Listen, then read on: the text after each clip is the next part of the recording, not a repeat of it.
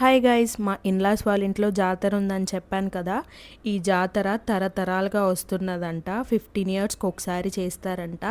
నాకు రీసెంట్గా మ్యారేజ్ అయింది కాబట్టి మళ్ళీ 15 ఇయర్స్ తర్వాత ఇప్పుడు వచ్చింది ఆ జాతర.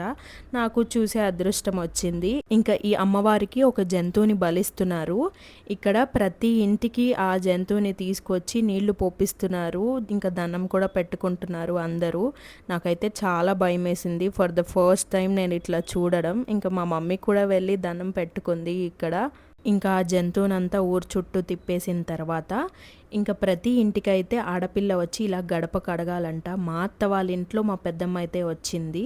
అంటే మా హస్బెండ్ వాళ్ళ మేనత్త, వాళ్ళ డాడీ వాళ్ళ అక్క.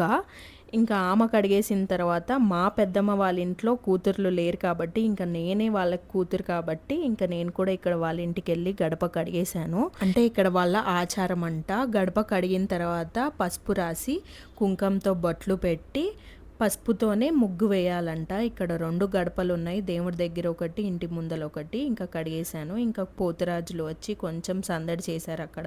ఇంకా ఈవినింగ్ కూడా పూజలు చేస్తుంటే అవి చూడడానికి వెళ్ళిపోయాం అందరం.